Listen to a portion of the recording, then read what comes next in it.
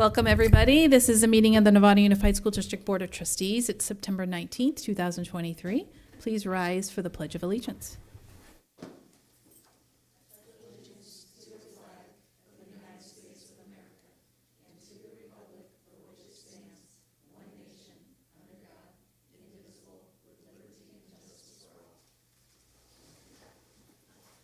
All right. The board did meet in closed session this evening, and we'll have Trustee Jacobson report out those items. The board met on 3 items.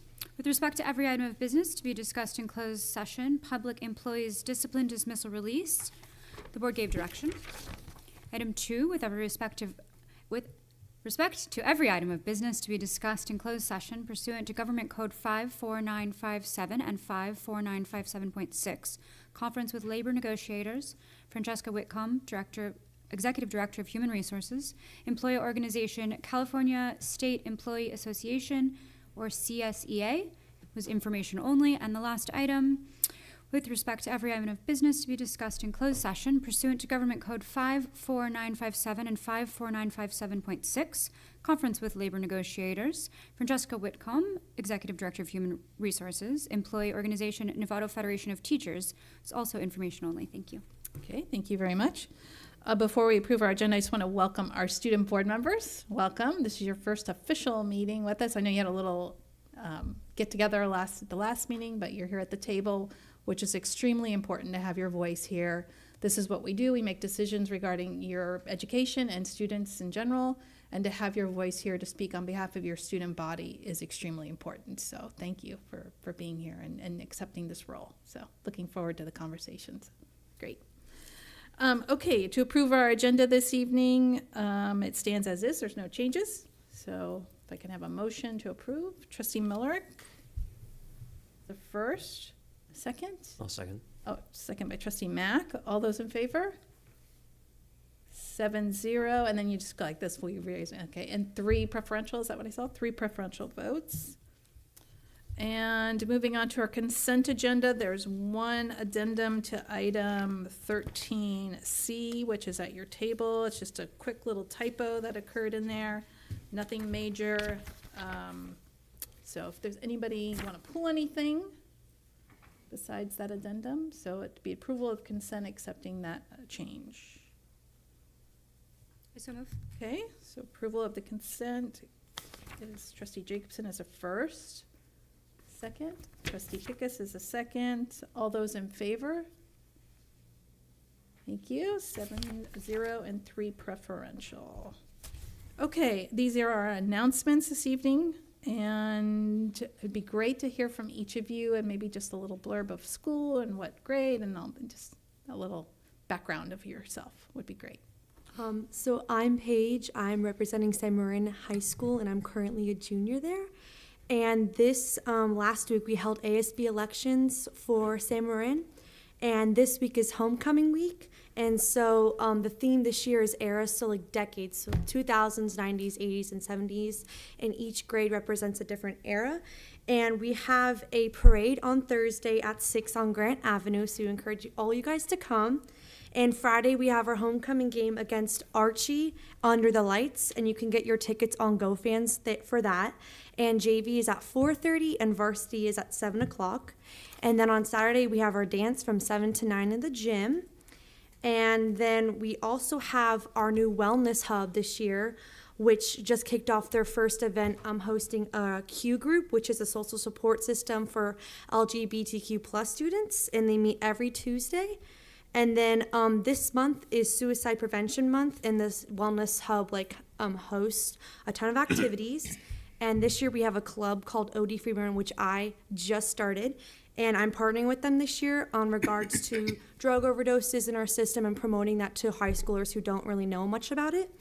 And we also have therapy dogs going to the wellness center, and a lot of kids really enjoyed that as well. And then finally, on Friday, September 15th, was the first day of National Hispanic Heritage Month. And at our school, we have a club called LANX, which is excited to host some events throughout the school year. And they also are decorating the campus this year to promote Hispanic Heritage Month. Hello, my name is Adriana. I am the student board member for Marin Oaks High School. We recently opened a wellness center, which I think was open last year, but leadership is currently planning to kind of promote it. So we are planning to have our culinary class maybe come up with some food to help, because it really brings all the students together when food's involved. And recently, it was kind of set in motion that Miss Early listened to some voices around school, and it was brought to the whole office's attention that a lot of students have never experienced the beach. So they planned a whole school field trip for all of Marin Oaks students to experience and actually see the beach. We also, next week, are planning to get our, I forgot what it's called. It's our student get-together where it's team building. So because since we have such a small campus, we like to have all the students get to know each other. And so we're planning to do games to help with communication and just getting to know each other as a whole for the whole community at Marin Oaks. And then we are also decorating our campus for Hispanic Heritage Month. We have leadership making posters on very influential Latino and Latinas, and we are going to post them all over the school for them to see. We also put banners for Hispanic Heritage Month, and we will also all be creating flags to be more inclusive for all Hispanic cultures that don't all speak Spanish, because we all found that it was not as inclusive as we would like, and it was brought by other students that they would like it to be more inclusive, so we are going to represent more around the school. Hello, my name is Francesca, and I'm the board rep for Novato High. Going back to the first day of school, since we had construction going on, we moved our freshman orientation to the first day of school, which seemed to support freshmen way more by us being able to introduce them to their teachers instead of them having to look at a map. So that was really great. This past week, we celebrated Hispanic Heritage Month by having a cultural pride day, and we had a Hispanic art fair with mariachi, and then we also had a baile, a dance and it's called Noche de Rumba, and we got to bring a live band, which is called Banda. So we had a fun celebration, and it was honestly amazing. A bunch of admins said it was great. So that was our first dance. Now, admin created a dance contract that all students will be completing so that they're aware of the expectations of all of our dances. Once they fill it out, it's good for the rest of the year, but that's just to set off the tone of how we want our dances to be run. Then MSA is going to kick off a handful of events. So that starts with a studio night, and then we have a micros and minis. So that's a collaboration between creative writing and drawing and painting. Then we have a soiree and a one-day film challenge. So it's going to be super exciting because MSA just throws on the best events. Then we had a football game this weekend celebrating first responders and military members. So the game was live streamed, and it was really fun because leadership got to make posters thanking all first responders. And our homecoming is going to start the first week of October, and our theme is homecoming around the world. So we're going to have a spirit week to celebrate. We have our parade on Thursday the 5th, rally on that Friday, and then we have our game, crowning, and dance on Saturday, and it's going to be great. Thank you. Thank you. Trustee Miller? No comments for this evening. Thanks. Trustee Pickus? Nothing to report. Okay. Trustee Lametta? Happy Hispanic Heritage Month. Hispanic Heritage Month takes place September 15 to October 15th every year as a time to recognize and celebrate the many contributions, diverse cultures, and extensive histories of the American Latino community. I'm so happy that we had a Latino festival at Lusanin last Saturday. So I want to thank Mira Patel, the principal, for supporting this idea. The event was led by Parent Amaratha, who was also part of Parent Voice. It was really fun to see all these community leaders in Novato. Our assembly member Damon Connolly was there, and a lot of partner organizations like Community Action Marin. I'm also happy to announce that I have been appointed to the Delegate Assembly. I want to thank Trustee Gina Daly for encouraging me to apply. I really look forward to working with other school districts in our county. And I just want to welcome our school board members. I'm really excited to have you join us and the work that you're going to do this year. I know Leslie sent out an email to your principals to see if we could do like a lunch meet and greet so that way other students know the important work that you're doing. And also it's important for other students to understand the role of a trustee. So thank you for being here, and I look forward to working with y'all. Thank you. Trustee Gasson? I'm going to echo that. I'm so excited that you guys are here. In fact, I was running late, and so I saw you. I'm like, oh, great. I didn't get to say hello, but I'm so glad that you are all here tonight. So thank you, and thanks for the updates. For myself, I have been enjoying being on campuses and seeing the open houses, and then the opening of the new drama center at San Jose yesterday afternoon was fantastic. I'm so proud for that school and the community that they pulled together to make that happen. So I was happy to be able to participate at that. And then I was at the Joint Legislative Advisory Committee meeting last week, JLAC. And I always enjoy hearing the different things that are coming through and that are being looked at. And one of the, so for those of you who might not know, it's all of the superintendents and trustees come together like once a month with Ball and Frost that advises us on certain things that are coming before legislative stuff that's coming forward. And one of the things that I've gained through the experience of being with all these individuals is, you know, we're aware of the different funding mechanisms between Novato Unified and the Southern school districts. And conversation for this particular meeting revolved around universal lunch program. And I feel like NUSD is just so fortunate and well positioned to be able to handle these requirements that are put upon us by the state. And unfortunately, it's been a challenge for the districts in Southern Marin to figure out how to provide food for the kids in an effective and efficient and way, in addition to being good food. So, you know, kudos to our team here, our food services group, for doing such a great job and for our kids to be able to benefit from that program. And I think that's it. Trustee Mack?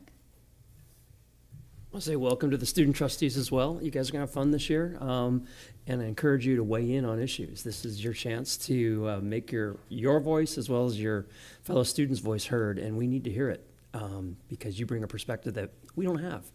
So looking forward to it. You guys, I think you'll enjoy it. In terms of stuff I've done, I was at back to school nights for Loma Verde, as well as San Jose Middle School and Novato High School. It's kind of interesting contrasting the three of them, going from the smallest to the biggest, and just how things work. But at the same time, lots of really happy parents.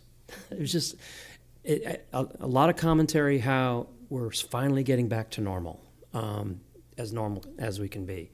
But the last few years have been pretty rough, and to have a back-to-school night where none of that was hanging over things was really nice to see for everybody. So also went on the Measure G bond tour yesterday, got to see some of the improvements that were done over the summer at the Hill campus, as well as all of the elementary and San Jose and Sinaloa.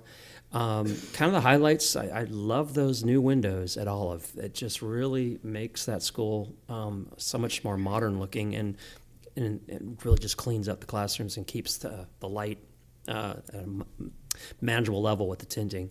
And then, of course, the new fields at the two schools are pretty impressive. Not only are they going to be great for our students, but I think the community is going to really embrace them. I'm getting a lot of feedback from folks, not only about the fields, but just saying the schools look great and unprompted, so it's really good to hear.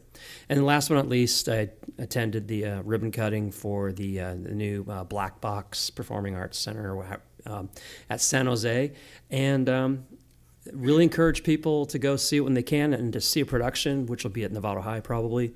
But it's very similar to what Novato High has for the drama class at Novato High.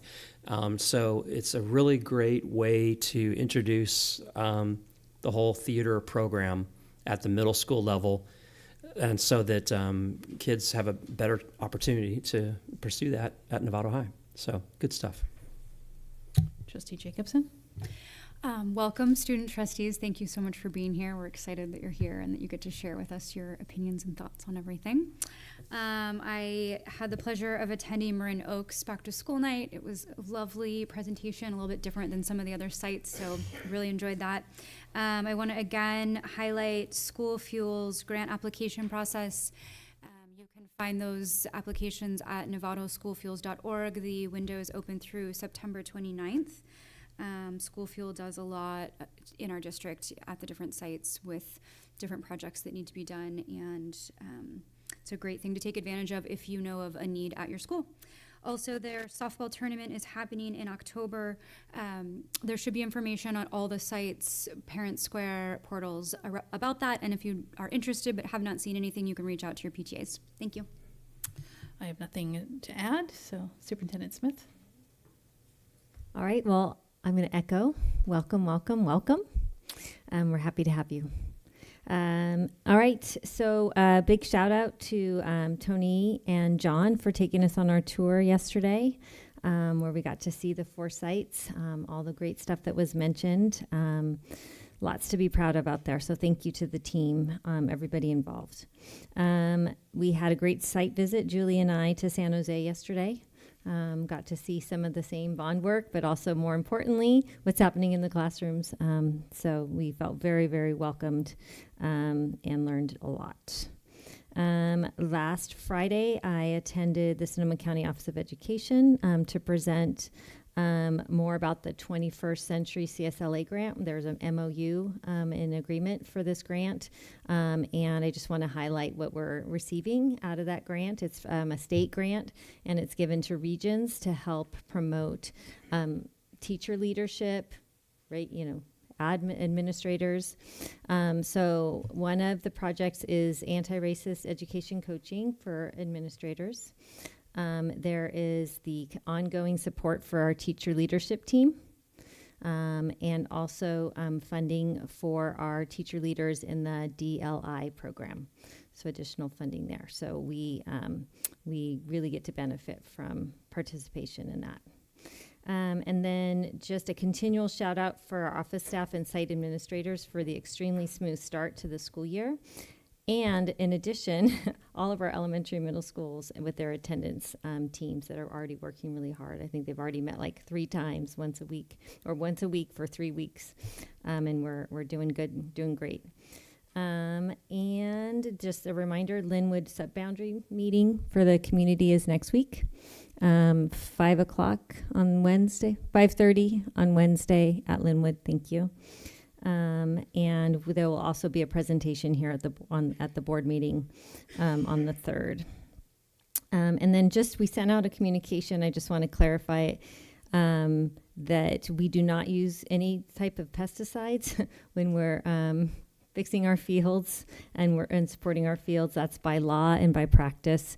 It insinuated that we use pesticides, or it could have been interpreted that way. So I just want to clarify that is not the case, but we are still interested in working on organic solutions for our fields. All right, thank you. I forgot to do a little announcement at the very beginning of the meeting, so I'm just going to do that. The meeting is being broadcasted on NUSD's YouTube channel at the direction of the board. The broadcast may capture images and sounds of those attending the meeting, so we want to make sure we get that message out. All right, moving on to the presentation this evening, we have Novato Adult School is here. Adult Ed is what and every board meeting going forward, each school will have one board meeting during the school year. So next week, or the next board meeting is San Marin, I believe. This is not fair. I have to follow them, and Yeah. they did a great job. All of our student trustees. And board members, you have a copy of that presentation, I think, at your table. Great, thank you. Good evening. Right, exactly. Good evening, my name's Jennifer Russell, and I am the assistant principal, and I oversee Novato Adult Ed, or Novato Adult School. And first I want to thank you, Dr. Smith, our superintendent, for just even supporting our adults in our community, all of the trustees, and all of the departments at this district office. We've had a tremendous amount of support, And I can't say how much we appreciate all of it along the way. Ellen, you thought I was taller.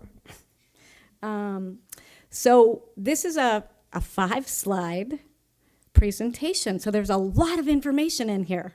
And I could talk about adult ed for days, just like I could talk about AVID for days.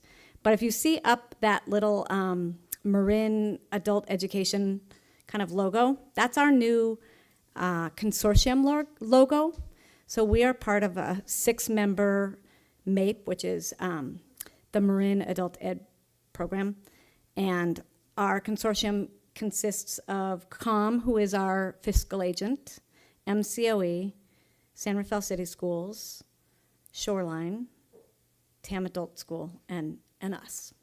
And we have an amazing consortium. I hear stories from around the state that people are fighting over money, and Shoreline gave us almost $46,000 this year because they couldn't spend it in time by the end of December. So we don't have that problem. We're pretty collaborative, which is amazing. We serve all of the adults in Marin in ESL and high school equivalency programs, our diploma programs. MCOE supports us with computer programs, which is their K-12 success to help them help themselves as well as their students. And then we have some CTE programs. Last year, I brought in the North Bay TIPS program, which is a pre-apprenticeship construction program, and they rotate throughout 4 or 5 counties with a grant that they have, and they do a 132-hour program and it's 4 days a week. It's pretty intensive. 4 days a week for 4 weeks. And then when they're done, they've got some certifications like an OSHA certification, and they have CPR, and they have, I think they have sexual harassment training. So some workability skills, and then they also get coached in the pre-apprenticeship program, and they get helped to apply to apprenticeships.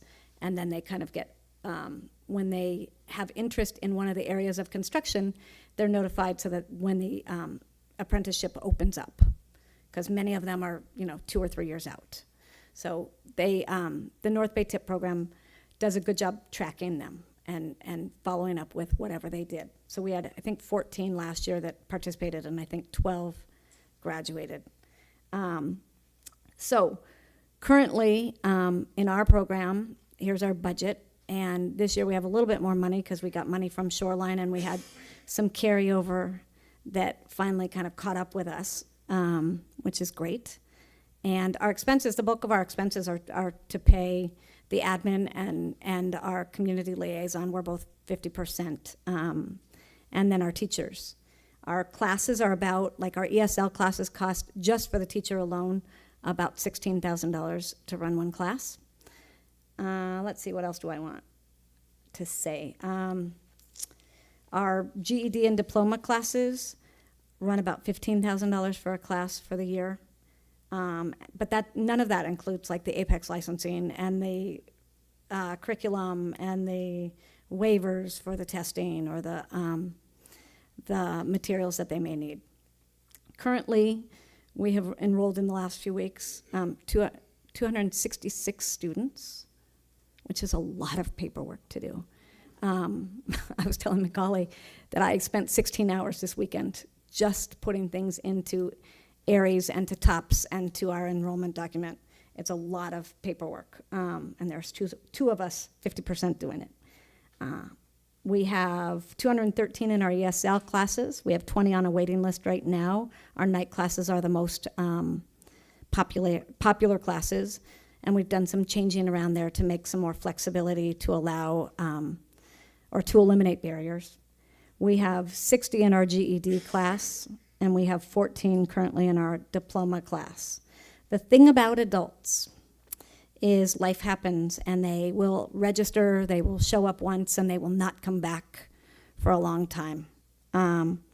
So we have that. It makes it difficult to plan for a year. We're still working on getting the rest of our students fully rostered, but we should have that pretty soon. We're waiting on a bunch to get rolled over from Aries still.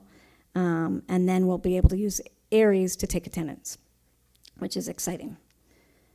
Any questions about, I guess you asked questions at the end. Okay. Last year, we had 242 students in our ESL. We had 122 in our high school diploma and our high school equivalency, and the 14 students in the pre-apprenticeship program. We had last year 5 beginning classes, or 3 beginning classes and 2 intermediate classes. This year we added 2 more classes. We also created a flexibility in the schedule to where students could go. So I have the same person teaching 2 classes of beginners in the week. Monday and Tuesday is the same class. Wednesday and Thursday is the same class. So people can now go Monday and Thursday or Tuesday and Wednesday, because we ran into barriers where if they could only come one night, we couldn't enroll them because we have so many people. We had 100 people on our waiting list last year. So we said no. So this year we tried some flexibility around that. We'll see how it works out. I don't fully advertise that they can be that flexible. Just when they say they can only do one night, then I say, well, what night can you do? Now I've just blown it because I put it on YouTube. In our high school diploma class, we had 2 kind of sections and 1 this year. Because we found that people weren't coming, we had 1 person showing up last year during the day. So the day was just not feasible. Of course, this year, everybody says, where's the day class? Go figure. We did the North Bay Tips program. That ended in February. We did it, I think, like mid-January to mid-February. And then we had some computer classes that pushed into our beginner and our intermediate class. And they were done in Spanish with some English in there. And then this year, we're going to add a home care basics health class that will be run by TAM Adult School on our campus, because they are the only member in our group that is part of our consortium that is WIOA funded, which is a different funding source, which is why when you look at the budgets, why TAM Adult School gets so much more than we do. They're WIOA funded. And the process for that is quite intense, and the reporting for that is intense and really needs a lot of people. Do you have a question? Yeah, you said an acronym really fast. I don't WIOA. know. Oh gosh. What is? I still didn't It's catch. you're going to ask me. It is work initiative. Or just even the letters. It's So WIOA. WIOA funded. It's a work initiative funding source. Thank you. So it's based on finding, like measuring growth and gains and having certain areas, program areas, and certain data points that you're hitting with your students. And so we don't have to get quite as intense, although our consortium, we all follow kind of the same basic WIOA standards. I just don't have to report them as rigidly as they do. Nor does San Rafael. Like San Rafael's not WIOA, nor is Shoreline. Okay. And I'm sorry, and you said home care basics covers what? Home care basics is like a home aide, like a caregiver. Okay, got it. Thank you. And that is a class that will be run from TAM with their staff on our campus. So the registration will happen through them because they get data points or financial points for it, so that gives them more money. So that's how the collaboration can work. Like we try to work it to our advantage to maximize the dollars we get. Let's see. So some trends. Most students need nighttime. Many students have diplomas from other countries, but still feel that they need a GED here to validate that, to get a job here. It's easier. You can validate a diploma. It's costly. And still some people run into issues with using that type of diploma for getting work here. So we let them come to us and study for the GED if they want to do that. We are seeing an increase in number of students that have less than a 5th grade education from their home country, which is concerning. MCOE has kind of used their money to support a pilot this year with Spanish literacy for our consortium. It's being held at Davidson. We'll see how it works this year. It's a little bit more rigid, and they can only miss like 1 or 2 classes. And it's teaching them literacy in Spanish first, and then working on the English literacy. We found students need flexibility. Our beginning classes have long waiting lists. As I said, attendance is inconsistent, which makes things difficult to predict. Students want to enroll because they want to improve their circumstances and get a better job. This year we increased our classes to meet demands. We reduced some because there wasn't the demand. We added flexibility. We added some time for the teachers to engage in reaching out to their students to get them back in when they're missing, because that was falling on the two of us, and I don't speak enough Spanish to do it, although my Spanish is getting better. So we're having the teachers do that, so they have an extra amount of prep time to do that, and we created a tracking system that models the one we're using at Marin Oaks and Nova to track attendance to see if we can try to get them to commit a little bit stronger or be more consistent with their attendance. Yeah, I think that's about self-explanatory. We also are considering citizenship. None of us in our consortium is doing a citizenship class right now. I have about 25 people on our waiting list, but and some are appropriately placing themselves in that class, and some, I think, are putting themselves in interest future, like saying, I want that, but maybe not now, I'm not there yet. We're also considering an online ESL class, but it's difficult to do. They are doing it in a couple other places, and it's working. But so far, we've only had a couple people ask for it. We are giving up the Pearson Lab, so if NUSD would like to run the Pearson Lab, we have until November to get it back up and running. The Pearson Lab is a lab that people can come do GED testing, or they can do their GED testing, they can do their CBEST testing, they can do their Cisco Systems certification testing, and in order for us to run it, it's about $21,000 for the personnel, and we have to guarantee 8 hours a week, every week, all year long. I think you can take a break during the summer, but you have to apply for it. And I just, at 50%, I don't have the capacity, and I would rather put that money towards student classes because it's not a moneymaker. I think for the $21,000 we spend, I think they give us $5 a student that comes in and takes the test, and we have a capacity of 12 students that can come test. So depending on how long the test is, it's not a lot of money for the 2 staff members you have to have run it. So I was told that we have until November to let that settle in if NUSD wants to take it over. Challenges, funding, always an issue. We never know. It's based on the governor's budget, adult ed funding is, and the funding may change soon. And there's different talk about it being based on performance and or a portion on attendance. So showing growth, and we test using what's called the CASA assessment, which looks at reading levels, and then for GED and diploma, also math levels. And so the growth is that performance, like moving people along. So our attendance and our funding is unpredictable year to year. The consortium gets an allotment that gets split among our members.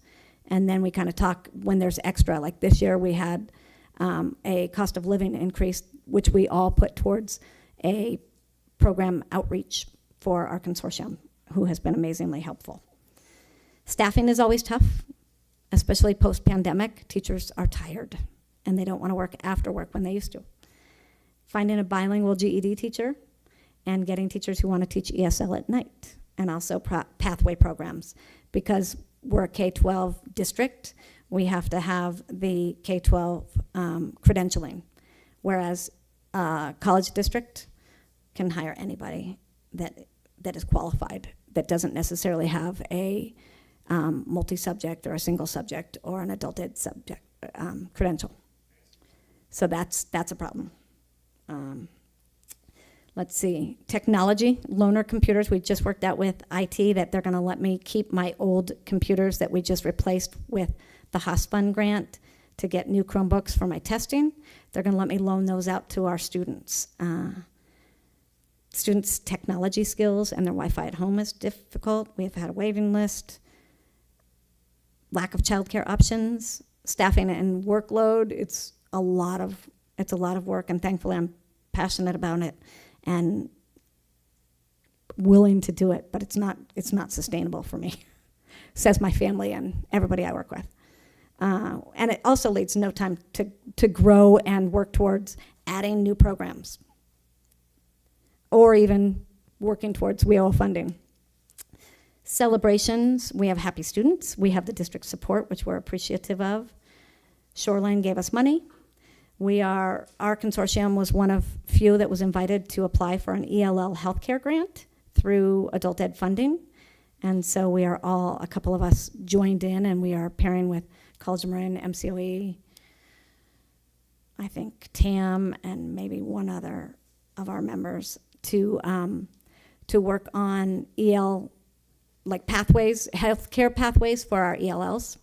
So looking for other opportunities for multiple entry points and exit points, because our adult students come in at various stages. They have training from their home countries, and they come in and leave and come in different circumstances. So we need multiple entry points and exit points where they can maybe even get credit for what they already know.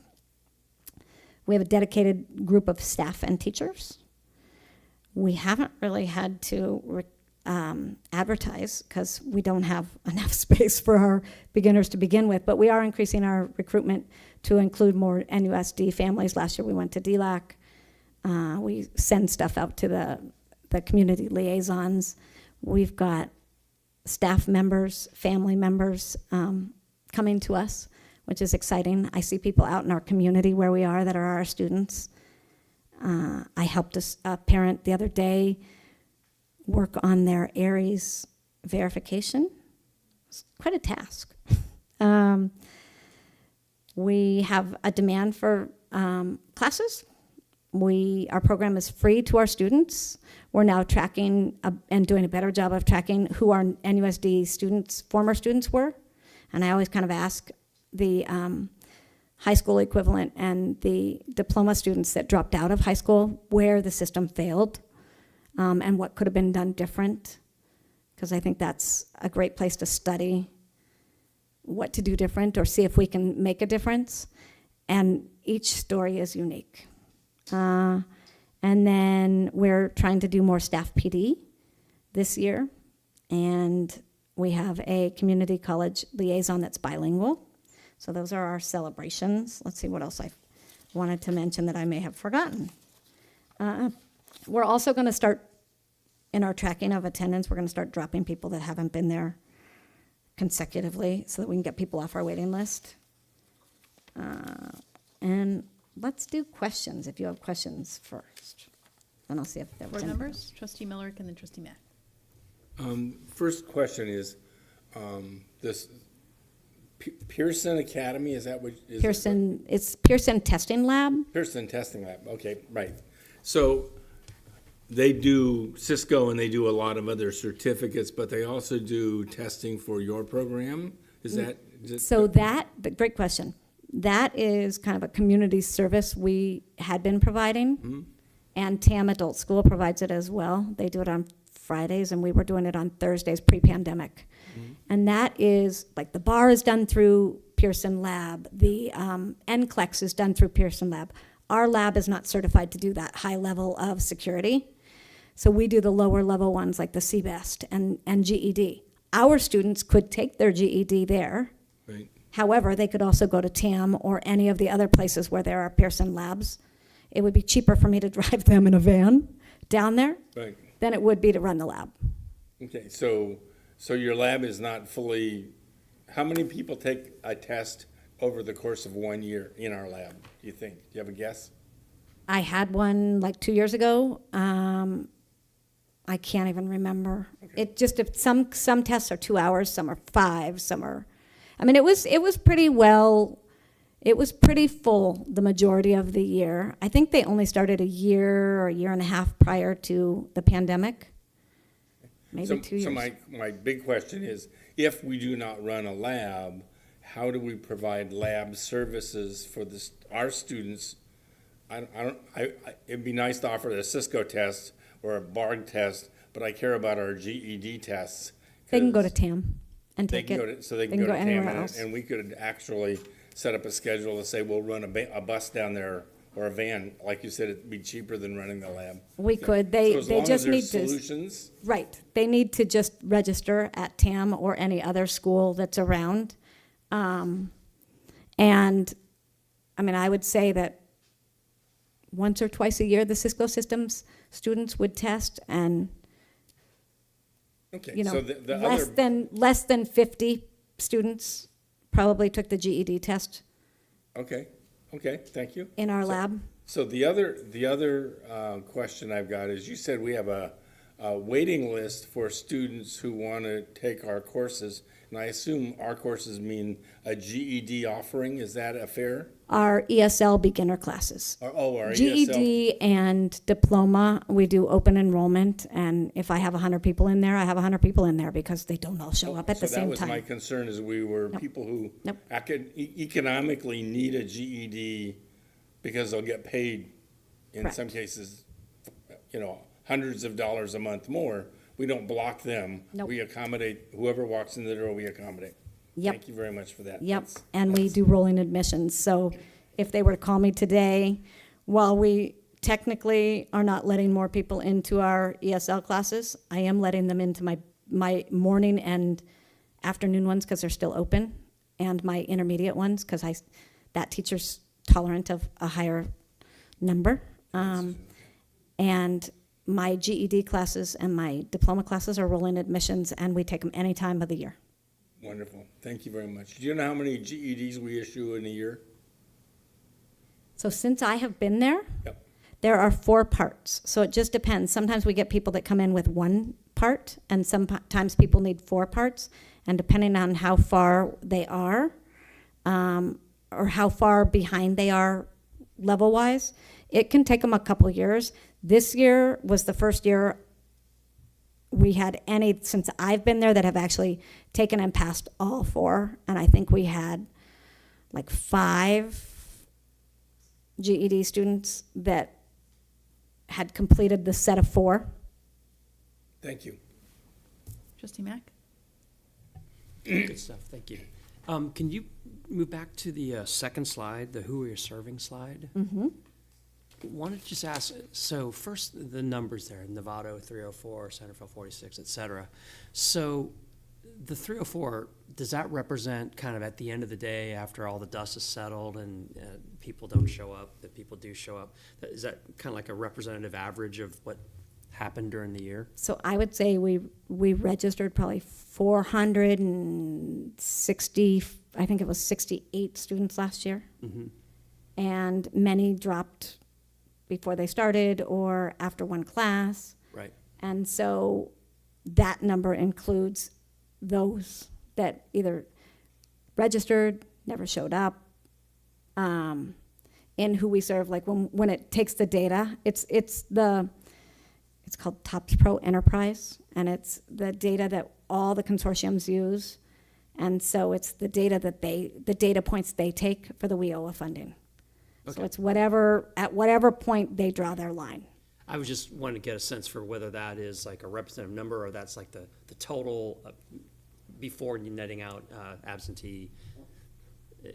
That is, Sounds like it's net. I think it's I think this is lower than it actually was. So I think the ones we dropped didn't make it on there. I think this is more of like the ones that came a couple times and then dropped. Okay. So, but it sounds like it's more representative than not. Yeah. Okay. The other question, and what started me, was just looking at the difference between Novato and San Rafael, 2 cities with similar demographics. In fact, you'd think more likely to see more from San Rafael. You know, we had, and again, this number shocked me, and I asked her to run it a couple times because it seems like I see a lot of San Rafael because they're doing the bridge program for their newcomers, and they have a very small ESL program. So we get all their GED and diploma students that don't qualify for the bridge program. Right. And then we get a lot of Tim and Novato get a lot of their ESL students. Because their money is really going towards, and they're actually funded more than we are. And their money is going towards the bridge program. Yeah, it just seems like it And I think- doesn't add up in my, Yeah, I in my think head they- demographically.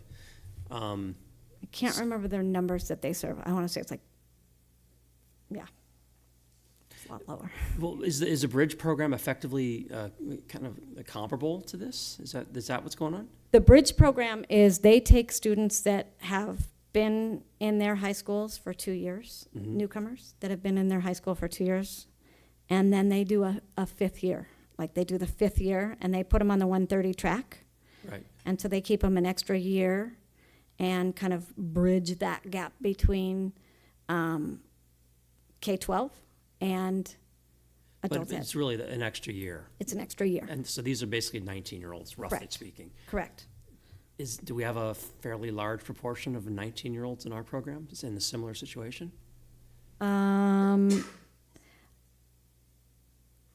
I would say we are seeing more students that are right at the 18 level coming to us, wanting like ESL classes.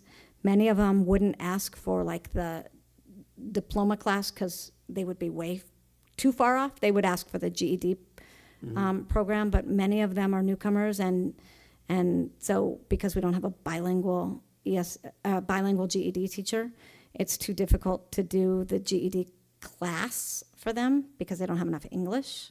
Okay. So it definitely is an issue. That age group is an issue, and we have been talking about it with, like, I've talked to Carrie about it. We've kind of been brainstorming. I know they've got some things they're looking at. So Got it. we're definitely seeing them.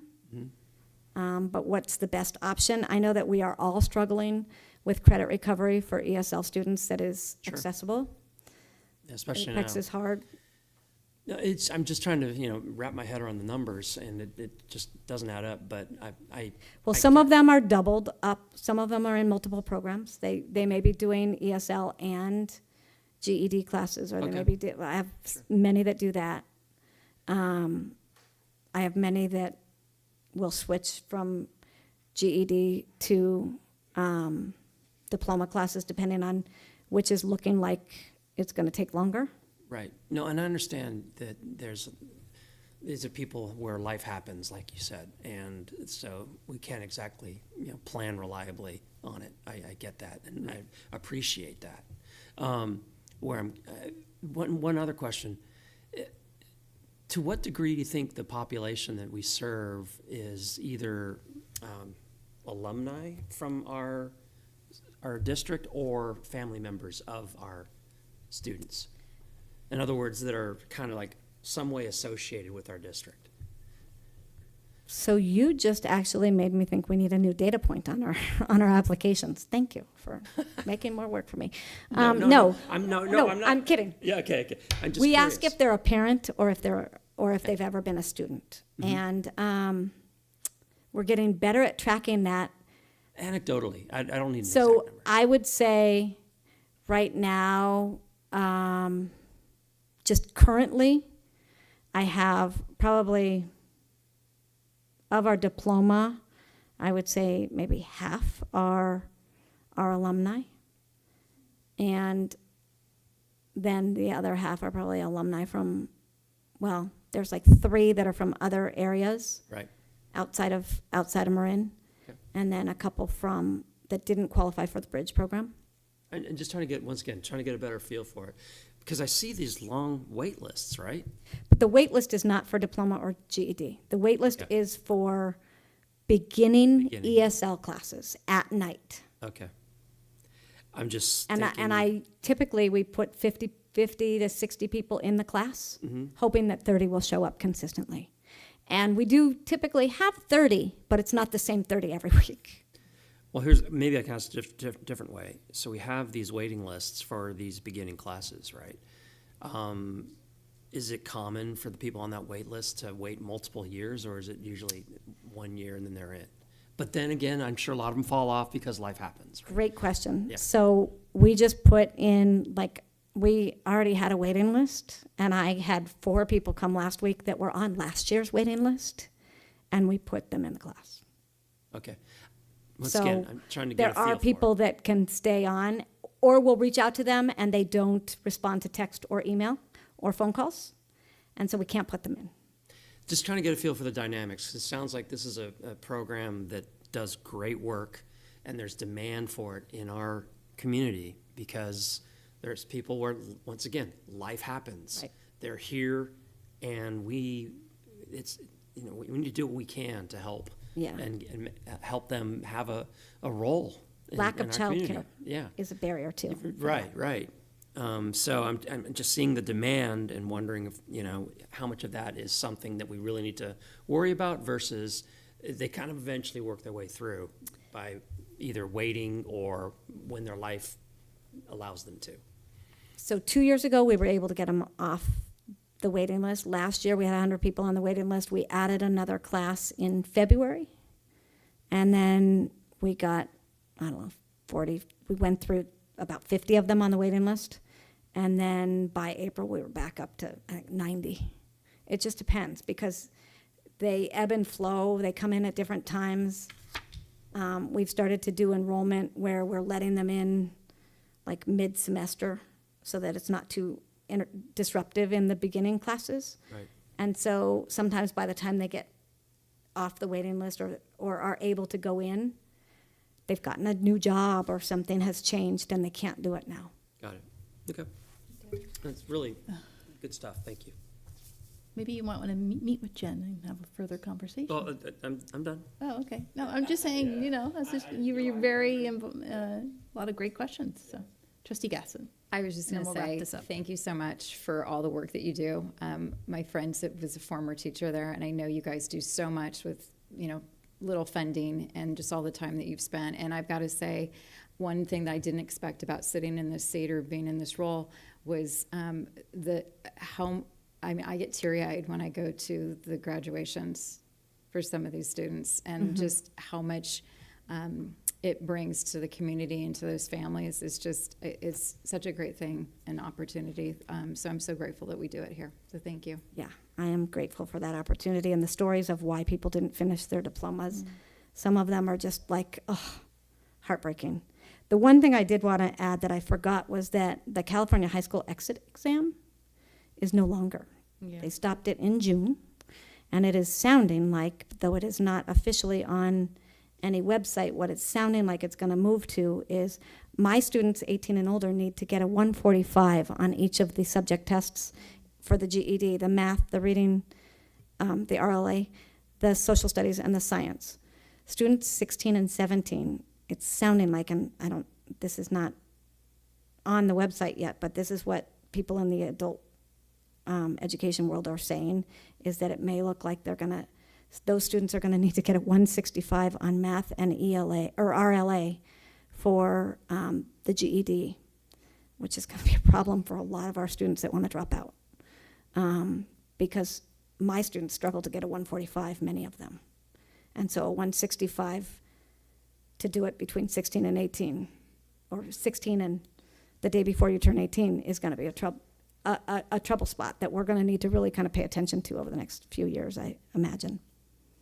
So, any other questions? Trustee Jacobson, and then we'll wrap it up. I just wanted to say thank you. You're clearly putting a lot of effort into constantly reviewing your processes and what you have in place and refining them. And it's very impactful work that you're doing, and I really appreciate the people that you're serving and how you're doing it. Thank you. Thanks. All right. Thank you. Thank you.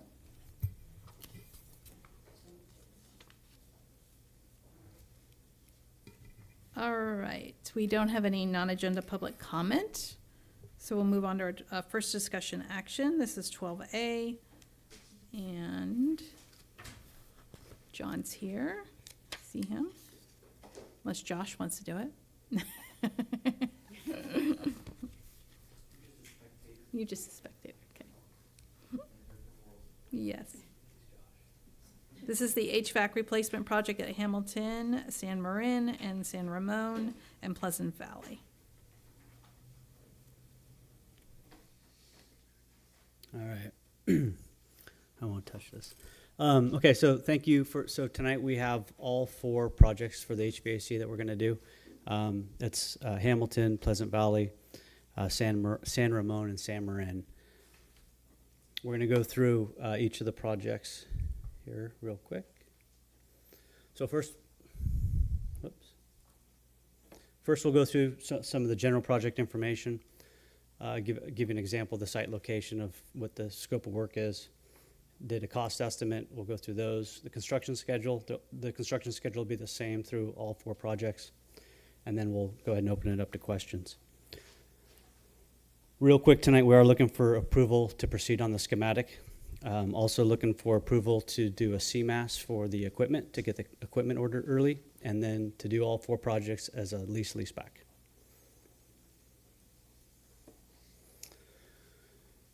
So first is Hamilton Elementary or Hamilton Meadow Park School. We'll remove the existing furnace equipment, install new vertical air handling units. These have exterior cabinets or closets. We'll update the supply and return air connections, reuse any of the ductwork where it's possible, reuse the existing Pelican wireless thermostat controllers, but we are adding CO2 where CO2 does not exist. We'll install the exterior condensing units and mechanical closets, and then the appropriate new electrical to handle the increased power load. These are all electrical, no more gas. All right, so right here we're looking at top photo will show you the exterior mechanical closets where the vertical air handlers go.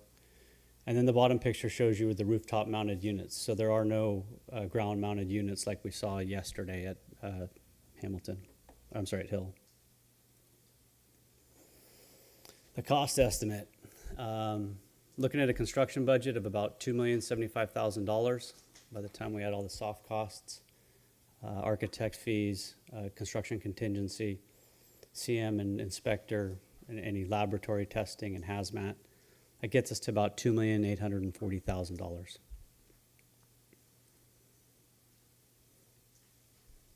Our project schedule, it's a little bit, let me get that a little bit closer, it's a little far away. Sorry, it's bigger on the screen when you make it. Okay, so right now with approval tonight, we'll start going on getting quotes for the CMAS equipment tomorrow. I've actually already sent some information out to Sigler, who is the manufacturer's representative. Who does have CMAS for most of this equipment. We're trying to figure out if it's all of the equipment or if there's anything that's not part of that CMAS. Then DSA review will take place immediately. While that DSA review is going, we'll enter into the bid phase, do the leaseback advertisements, do interviews with the contractor, get a contractor selected. We'll come back to you at that time to get approval for that contractor and then get going with the pre-construction fees. Pre-construction activities. That initial leaseback will be based off of fees, general conditions, and pre-construction services. So this project is scheduled to take place June of next year through August of next year. Yes. Sorry, I like numbers, and it's just striking me funny that DSA is 91 days. Is that like a requirement that they have to get back to you within so many days, or just ended up to be 91 days? No requirement. That's generally the amount of time for a project of this size. Okay, it just wasn't around like 90 days, or like I thought maybe there was some kind of deadline that they have. No, You know, so if you turn something in, they only have so much time. Once you submit it, they have a couple weeks to start it, and then they have a couple weeks to start the review, and then they get back to you with some comments, and you kind of go back and forth with them a little bit to try and get that final sign off. Okay, thank you. So 91 days is kind of what we thought for a project of this size of what we're seeing. Thank you.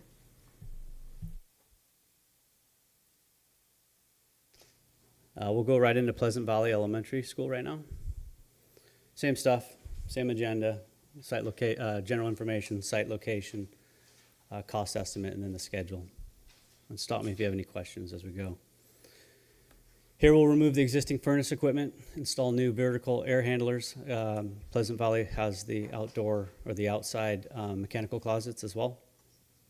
I'll install the supply and return air connections, reuse any existing ductwork where possible, reuse the existing Pelican wireless thermostat controllers that are already installed, just again upgrade it for the CO2 sensors.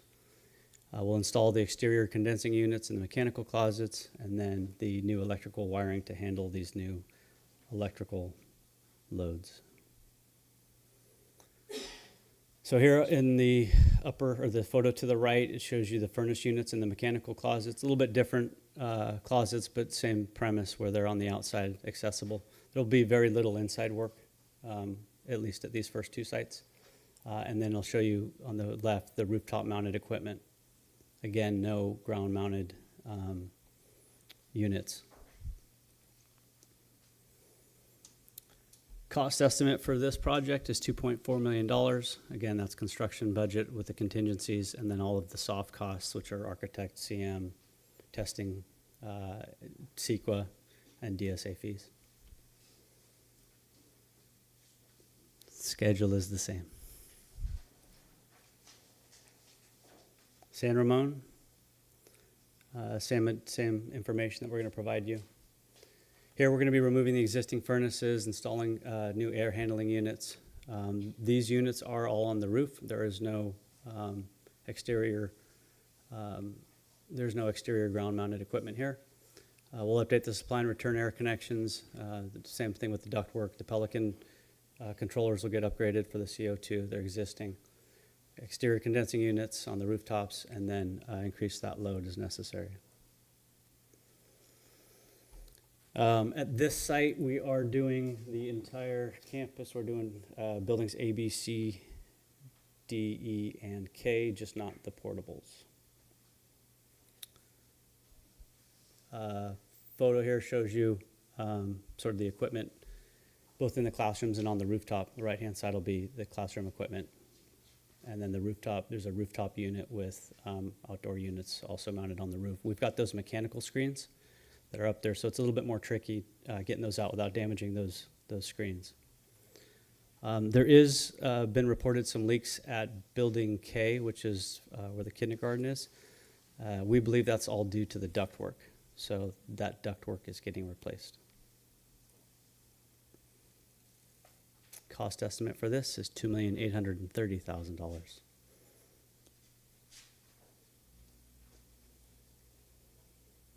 Project schedule is the same. One more day. Schematic design approval for the San Marin School. I think that said elementary. Obviously, that's high school. Same agenda.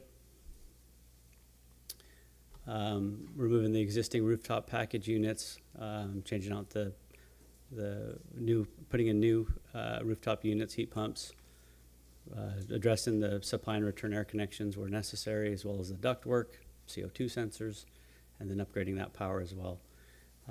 There is the switch gear at that location needs to be rebalanced, so that also is going to be part of this project. Additionally, there's some roofing associated with San Marin.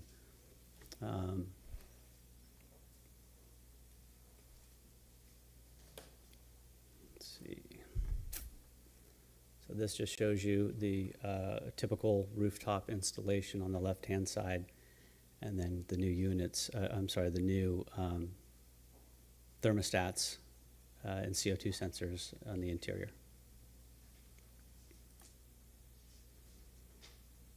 Estimate for this is $8,930,000. It's all the buildings, right?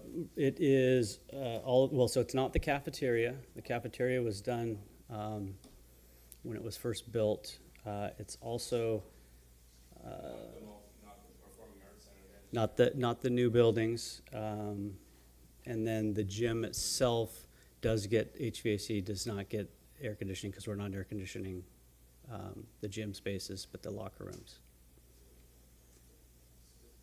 So the locker rooms get air conditioning or do not get air conditioning? The locker rooms do, yes.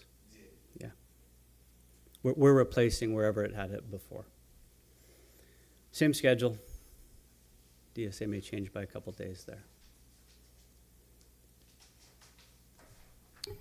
All right. When was the last time we replaced these units? Do you remember? I think 1999. I'd have to double check that. I was though. just curious. Yeah. We're done.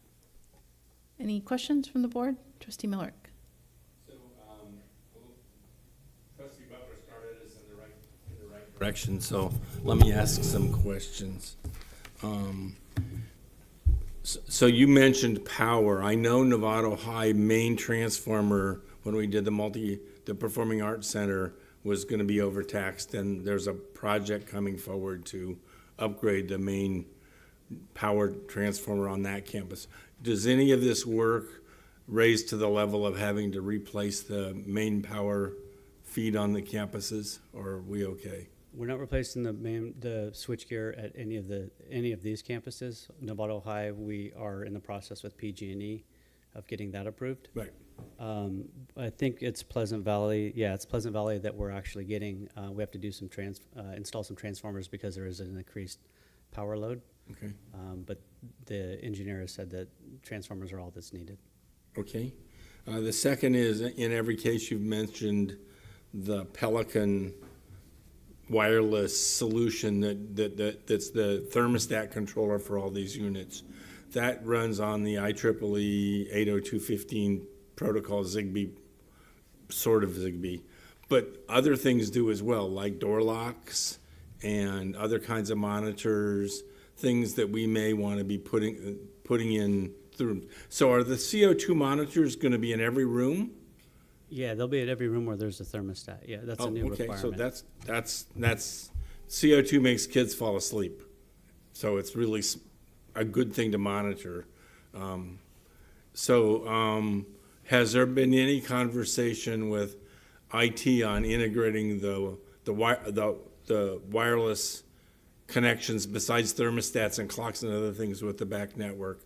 I haven't heard this conversation but one time before. And maybe there's been no conversation. I don't know. I'm not aware of any of those conversations that if they've taken place. Yeah, neither am I. I'm wondering if there's some, because every one of our wireless devices in the classrooms have an 802.15.4 capability. I'm wondering if we collaborated between the two projects. And I'm going to ask our CFO to ask that question of his staff at some point, because I suspect we don't know in this room. The San Marin upgrade, these air conditioners are now replacements for ones that were put in 91, I think, when you guys estimated. I think it was 99. 99, okay, right so 24 years ago. So that's a reasonable amount of time for a piece of machinery. Are all of these projects the first time air conditioning has been brought into these campuses, or are all these air conditioning replacements? Air conditioning replacement. All of them are replacements. So we've gotten to the point where we not only have air conditioning our campuses, every campus, but now we're at the point in time where they're wearing out and we're having to upgrade them. There may be some previous rooms, like in some offices, that didn't have it that are getting it now. But yeah. basically, we're in an upgrade cycle. Yep. So this cost of mechanical machinery that wears out every quarter of a century we're now into that process, as opposed to 2 years ago, we didn't have air conditioning at all on some campuses. All we had was heaters, and now we're replacing. Correct. So we've replaced air conditioning. We've installed new air conditioning at every site that didn't have it. There are a couple one-off rooms in a couple locations because the rooms were repurposed that we're evaluating and going to have to go back and put some air conditioning in as well at other campuses. And so we'll deal with that. But these projects are replacing air conditioning. Okay, I do so wanna- we're in a different phase of this school district. We're keeping stuff running as opposed to doing it for the first time. And I do want to mention that at Hamilton, it's the lower campus only that we're doing the air conditioning on. The upper campus still has useful life in its existing system. Right, it's the Meadow Park campus, the one that's Yeah, the lower wide campus is. folk organized. Yeah. Yeah, okay. Okay. In my mind, I think of them as separate because they were a completely separate set of construction blueprints. The campus was built in pieces. And so the last one, the tough one, San Marin roof was put on in about 1995, and the roof itself is 30 years. Have you looked at the condition of the roof? If we're going to replace all that machinery sitting on top of the membrane, do we need to replace the roof first? Yeah, so we've got roofing involved in this project. The only thing I don't have is at the gym. I don't have roofing there. We did get a report back that identified some roofing that needs to take place there. So we're evaluating that report, and I think we're going to come back to you with potentially adding that to the scope of work.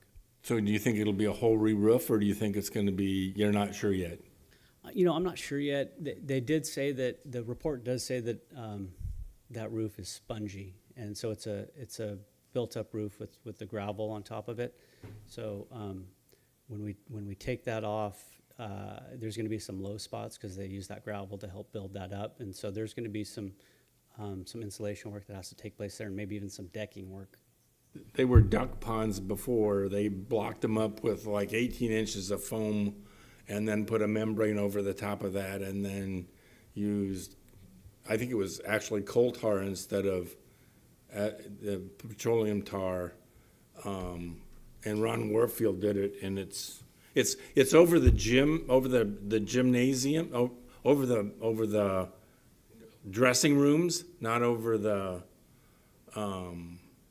big gym, where there were so many penetrations. They did some extra special work and I don't remember the details, but they did some things to get a longer lifespan because the number of penetrations they're having to deal with. So if that's useful to you as you figure this out. Thank you. There's my question. So thank you for the information. Any other board members? Trustee Mack. Just in terms of Measure G numbers, this looks like it's adding up to about 17 or so million, plus or minus a couple $100,000. How does that compare to what we were originally anticipating for all these? Does anybody remember? Yeah. I'm just keeping tally in my head whether we're above or below. Yeah. You want to talk about it? Yeah, we discussed that this morning at our core meeting where we talk about Measure G bond related projects. Because of the interest rate increases that have happened over the last, now about 16, 18 months, we received a much higher than predicted amount of interest in our bond accounts. And so that completely offsets the increased cost in this. It's a couple $100,000, 40,000. So it's about 840,000, and we were estimating about that much of an increase over the 2 years. So it should become a wash, basically. That's great to hear. Fantastic. And then also a reminder of yesterday, we talked about the credit that we were receiving from our Sure. Hill projects. No, just trying to keep mental tally of how close we're staying to our original numbers, and sounds like, of course they're a little higher always, but it sounds like it's nothing huge, and that interest income took care of Correct, it. and hopefully our numbers are high and they come in, my estimate's high, and hopefully it comes in a little bit lower. And Yeah, I've always come to recognize that, which is great. Thank you. All right, he needs approval of this item. Does anybody would like to I'll make a move to approve. All right, first by trustee Mack, second by trustee Lametta. All those in favor? Okay, 7-0 and 3 preferential votes. All right, final item of the evening is item 12B. This is the resolution number 4, 2324 year. Board compensation for missing meetings. This is just something we have to do in order for the board member to get their compensation. And there's very specific parameters around that, when it's allowed and when it's not. So this is due to illness. And so I just need a motion from a board member. Trustee Lametta? I make a motion to Thank you. approve this resolution. First by trustee Lametta, and I'll do a roll call vote. Trustee Pickus, and I should just go straight to the roll call. So let me do that. Roll call. Trustee Millerick? Yeah, aye. Trustee Pickus? Aye. Trustee Lametta? Aye. Trustee Gasson? Aye. Trustee Mack? You can vote for yourself. Well, no, you can. I think so. Okay. Yeah. All right, aye. Trustee Jacobson. Aye. And trustee Butler is aye. So that passes 7-0. Okay, so that concludes our meeting this evening. Our next regular scheduled board meeting is, why don't I ever have that? October 3rd. All right. This meeting's adjourned.